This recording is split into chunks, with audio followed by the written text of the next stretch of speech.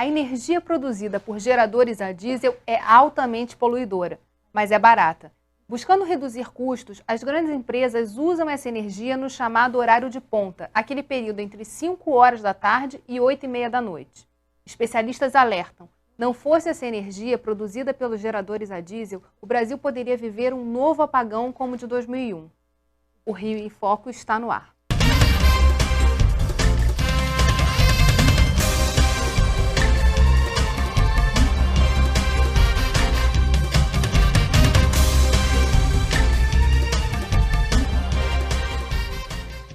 Para conversar sobre o presente e o futuro dos geradores a diesel, estão aqui Péricles Pinheiro, especialista em desenvolvimento de negócios de energia, e Edson Tito, presidente do Conselho Empresarial de Energia da Associação Comercial do Rio de Janeiro.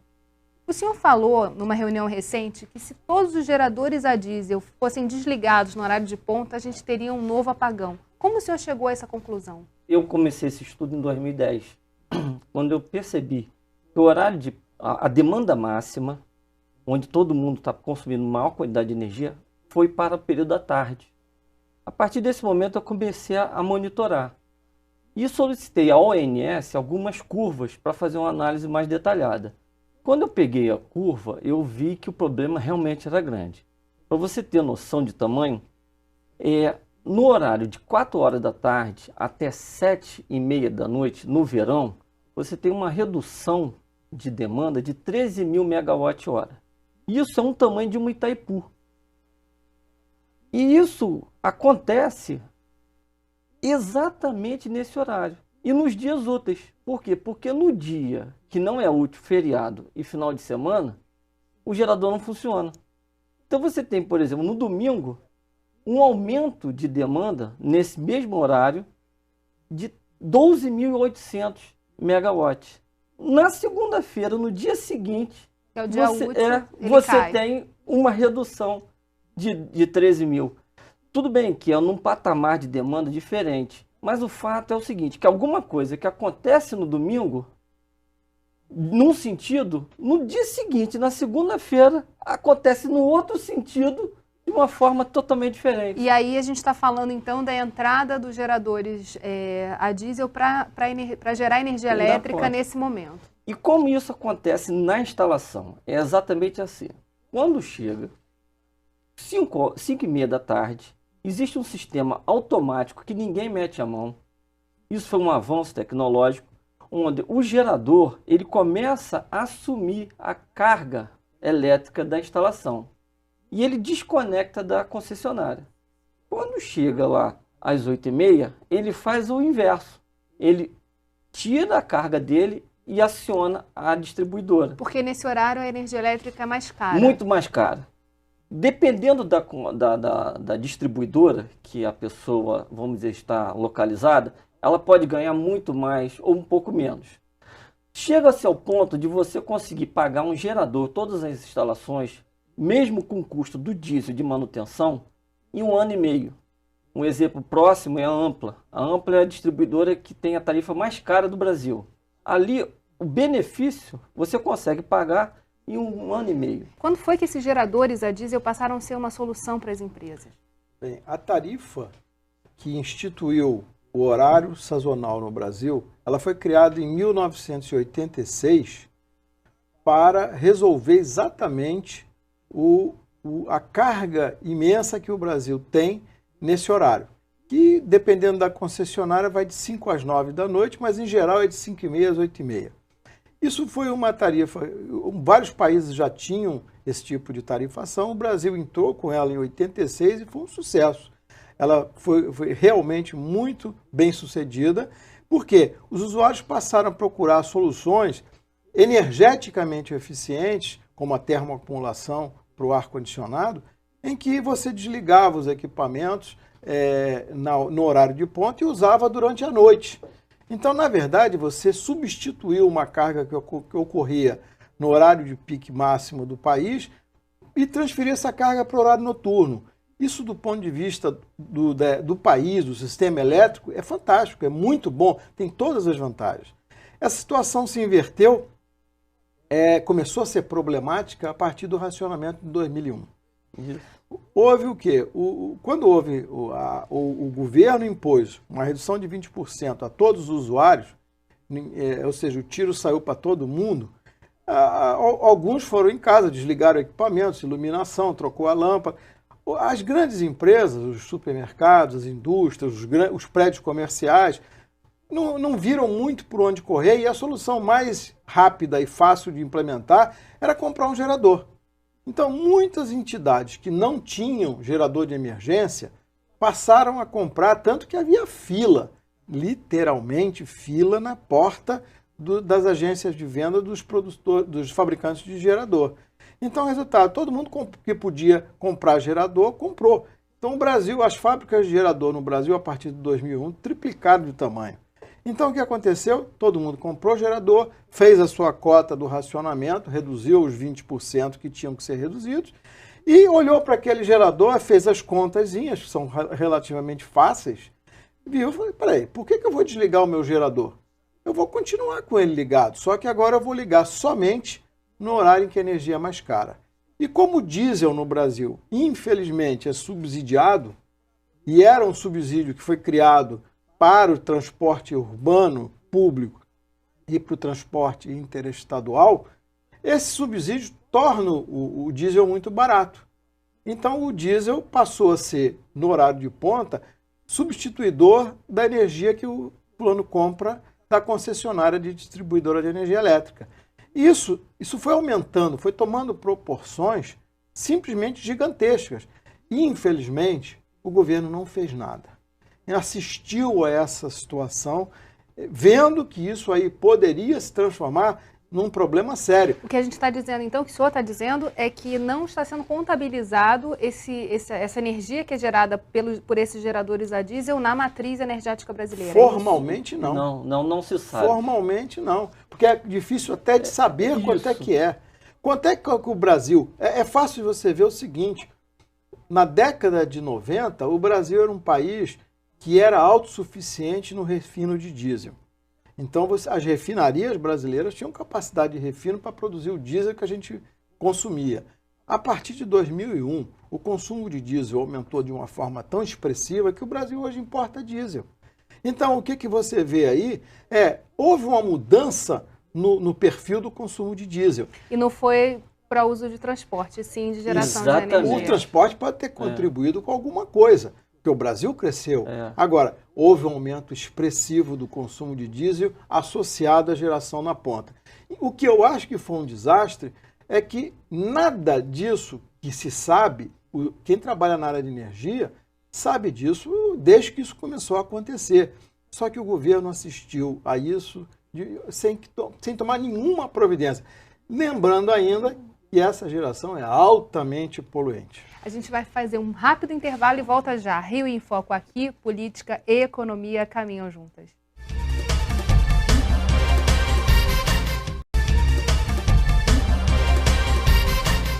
Eu estou conversando com Péricles Pinheiro e Edson Tito. A gente estava falando do consumo de diesel. Houve uma redução do preço da energia por decreto e, ao mesmo tempo, a gente vê a Petrobras reajustando o preço do diesel. Isso pode impactar na viabilidade desses sistemas de geração de energia a diesel? É claro que se o diesel começar a crescer e a energia começar a ficar barata, haverá um momento em que isso vai se equilibrar e talvez não seja tão atrativo mais como era.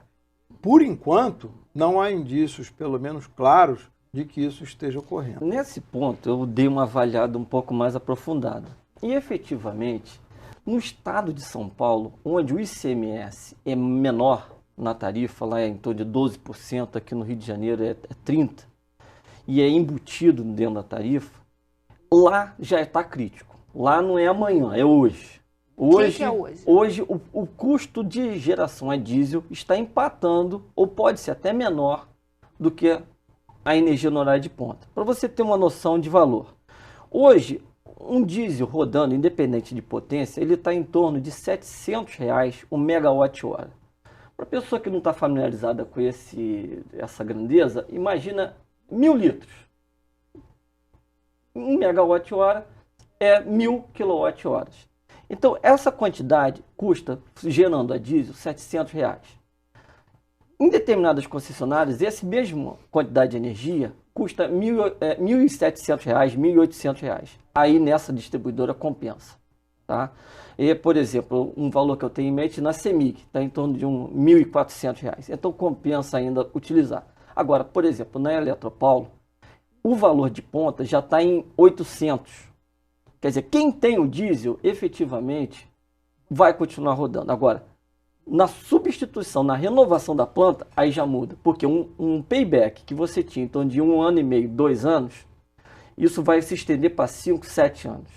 Então, efetivamente, o cenário para os próximos anos, dentro dessa perspectiva de preço relativo, onde o custo da energia elétrica está reduzindo e o custo do diesel tende a aumentar, a Petrobras já fez 2 aumentos esse ano, e é possível que se o balanço dela não vier muito, vamos dizer assim, no azul, vier mais para o tom vermelho, isso deva acontecer novamente.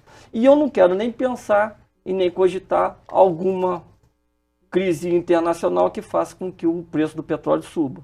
Isso agrava ainda mais o custo do diesel. Na verdade, a gente está falando de uma situação que pode tender a uma crise mesmo energética um pouco maior, porque a gente não está contabilizando essa energia que está sendo gasta. Como é que a gente pode fazer para reverter esse processo? Quer dizer, começar a contabilizar essa energia, ela vai ter que retornar à rede de alguma forma. O que pode ser feito, por exemplo, pelas concessionárias ou pelo próprio governo, com medidas para poder começar a gente ter uma ideia maior do que está sendo gasto, como está sendo usada essa energia? A primeira providência que eu acho que é urgente é que todo mundo que use o diesel no horário da ponta seja obrigado a registrar essa instalação na ANEEL.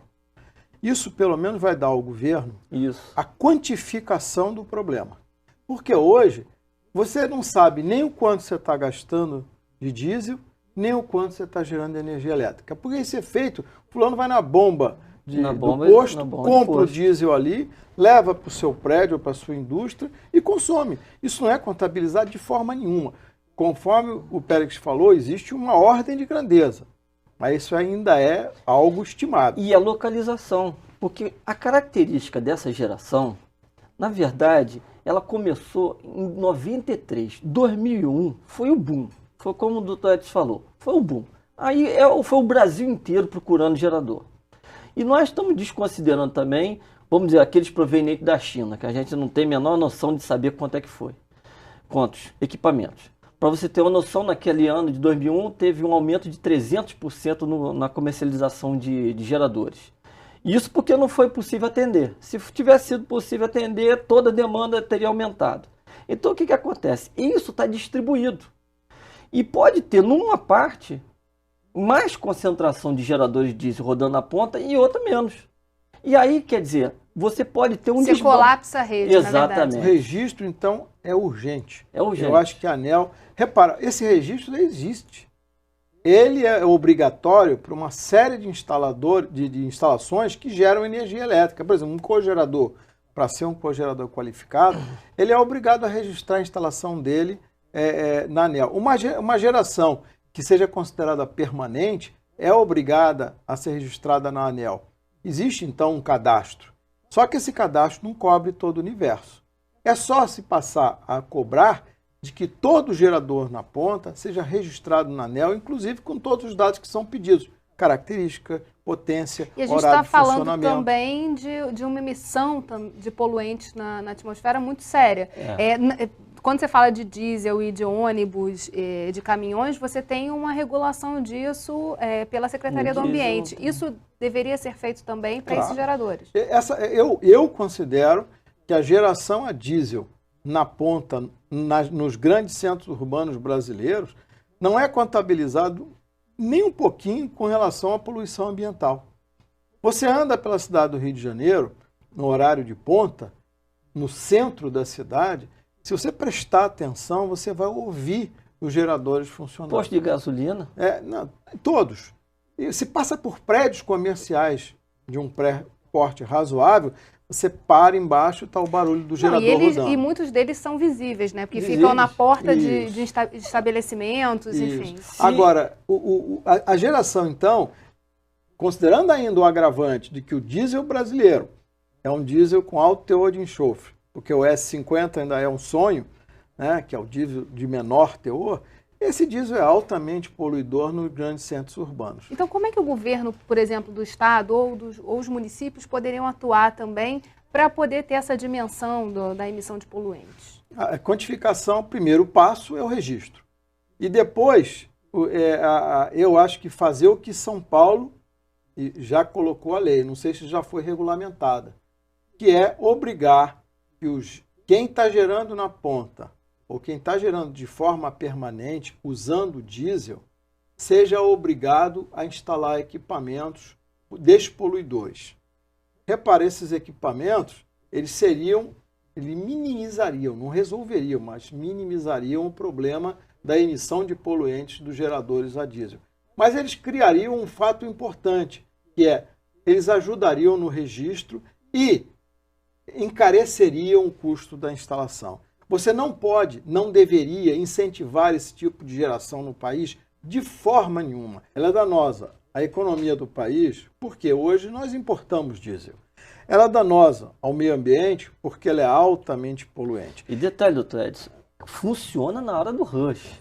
Então você imagina nos grandes centros, na hora do rush, onde tem aquele engarrafamento enorme, e os geradores aonde existir estão funcionando e jogando, emitindo poluente. E ela é danosa ao balanço econômico-financeiro das distribuidoras de energia elétrica, porque uma empresa, entidade, que passa a gerar na hora da ponta, passa a ser um cliente negativo do ponto de vista financeiro para a distribuidora. Então, uma Light, uma Ampla, etc., perde praticamente metade da receita, que é o horário de ponta, nesse usuário. Isso vai ser compensado por todos nós. Isso vai entrar na planilha dela e ela vai apresentar na próxima revisão e nós todos vamos pagar. Então, não há nenhuma razão para esse tipo de geração continuar a existir. No próximo bloco, vamos saber que outras iniciativas podem contribuir para a geração de uma energia mais limpa. A gente volta já. Rio em Foco aqui, política e economia caminham juntas.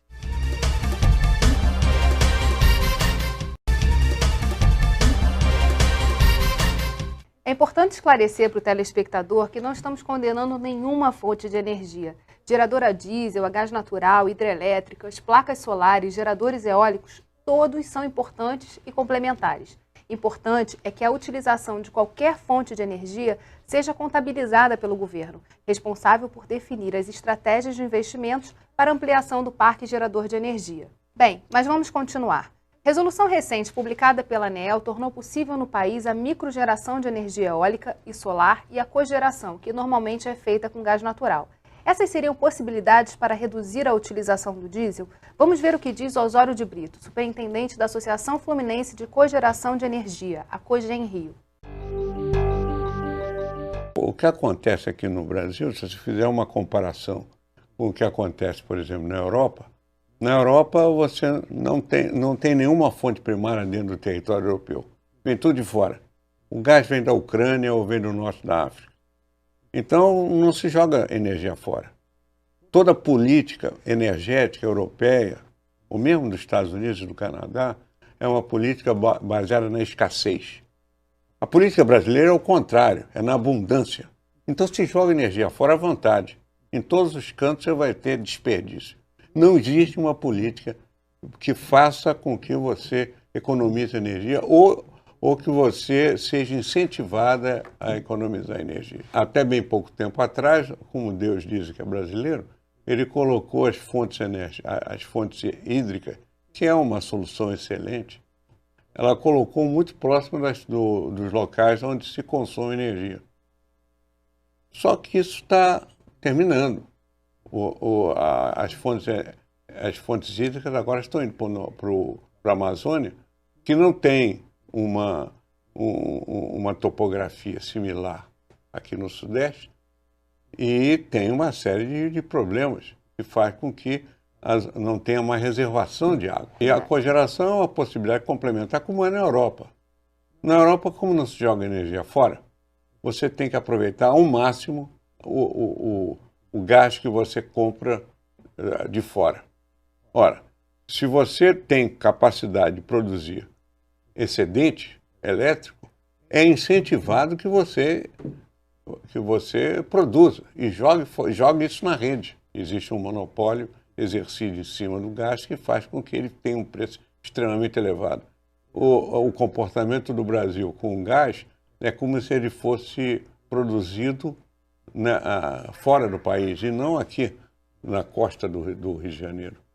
Além do mais, normalmente ele vem junto com o petróleo, a não ser lá no Amazonas, onde tem a Urucu, que lá é uma usina só de gás. Normalmente aqui no Brasil ele vem junto com o petróleo. Então você imagina se o gás não servisse para nada. Ele vem junto com o petróleo, você tem que dar uma solução para o gás, a solução para o gás seria distribuí-lo e não queimar no flare, e não jogar fora. Nós jogamos fora energia. Agora, essa questão, por exemplo, do 482 é um ponto importante. Ele começou para atender a energia solar, que é excelente, mas a energia solar não tem capacidade de produzir muita energia. Mas a cogeração tem condição de ir até 10 megawatts, 30 megawatts, e hoje em dia se estabelece, quer dizer, se procura estabelecer. O ideal é que fosse estendido como é na Europa, aproveitar ao máximo a energia gerada, e a cogeração é feita para isso. Em relação à cogeração, como é que ela se torna uma efetiva possibilidade para substituir os geradores a diesel? Não somente o gás natural, mas o biogás e até o GLP, pela característica deles atenderem distribuidamente todo o país, ele é, vamos dizer assim, a principal solução. E dentro de uma ideia de eficiência energética e cogeração, onde eu e o Dr. Edson nós compartilhamos da mesma ideia, que é a eficiência energética, ela reduz quando você reduz a conta de energia. Ou seja, o que aumenta, quando a conta de energia baixa, o desperdício aumenta. E efetivamente, eu não consigo entender por que se valoriza tanto a redução da tarifa descolada da eficiência energética. A questão da tarifa sempre foi muito uma demanda da indústria de que a gente não tinha uma energia elétrica a preços compatíveis. E isso diminuiria a competitividade da indústria, logo a gente precisava baixar o preço. Só que foi baixado por decreto para todo mundo, né? E aí a gente tem as distorções que acontecem naturais. O que a gente está, assim, por que então, voltando à pergunta, é importante a gente investir na cogeração? Como ela se torna uma possibilidade e tem esse potencial para poder substituir aos poucos a geração a diesel? Porque a cogeração ela tem uma eficiência energética de 80% a 95%. E aí o Dr. Edson tem vários casos práticos que ele pode falar. Repare, a cogeração no Brasil, ela acontece em duas áreas. Na área de açúcar e álcool, onde ela é mais antiga, ela começou na década de 80, e onde ela é bastante empregada. E na década de 90, nós começamos a empregar a cogeração utilizando gás natural. Repare, se a gente tirar fora a área de açúcar e álcool, que é um caso à parte, e focar na área do gás natural, a cogeração se torna um elemento importantíssimo, não é importante não, importantíssimo na solução de uma série de problemas que o Brasil enfrenta e vai ter que enfrentar no futuro na área de energia. O gás natural, cada dia mais no mundo, tem se mostrado que já era previsto na década de 90, ele é a energia do século XXI. E ele, com as recentes modificações do cenário energético mundial no gás natural, principalmente nos Estados Unidos, o que aconteceu? O gás natural se tornou extremamente competitivo. Ele está sendo vendido nos Estados Unidos hoje a 4,5 dólares em média por milhão de BTU, e no Brasil a gente está pagando 17. Então, o que acontece? Existe uma diferença imensa na competitividade do gás natural. E o gás natural no Brasil já foi, na década de 90, um energético bastante competitivo. E no Rio de Janeiro, o gás natural é utilizado amplamente para os veículos, né? O GNV tem praticamente todos os postos, principalmente na região metropolitana. Foi feita uma política para isso, para estimular o uso desse gás natural. É possível, pelo fato do Rio de Janeiro ser o maior produtor de petróleo, estar próximo, né, da geração de gás natural, a gente ser desenvolver melhor essas potencialidades no estado do Rio? Sem dúvida. Isso andou muito bem na década de 90. O Rio de Janeiro e o Brasil como um todo começou a acordar para o gás natural quando houve a conexão do gasoduto da Bolívia ao Brasil. Nesse momento, o perfil do consumidor de gás natural no Brasil mudou completamente. Foi uma mudança muito significativa. Infelizmente, então se evoluiu muito com gás de 98 até 2005, 2007. Em 2005, 2007, o gás natural no Brasil perdeu completamente a competitividade. Por quê? Porque o preço disparou. Então, hoje, você olha consumidores que estavam usando gás natural há 10 anos atrás e que estão migrando de volta para a energia elétrica. Então, hoje, o gargalo para a utilização do gás natural seria o preço, é isso? O preço, mas por que o preço aumentou? Ele não aumentou por acaso, ele aumentou em função de uma política de governo. O que aconteceu é que se destinou esse gás, em vez de ele trabalhar, conforme foi dito agora, com eficiência de 80%, 85%, quando ele penetra na matriz e vai lá no consumidor final, onde ele é mais eficiente, o Brasil optou erroneamente em colocar esse gás natural nas térmicas. Então, Exato. Você comete dois erros graves quando você faz isso, na política energética do país. Você reserva o gás, então ao reservar o gás para as térmicas, você praticamente impede que o usuário use o gás, porque você tem uma ótima justificativa para não vender o gás. Eu não tenho gás.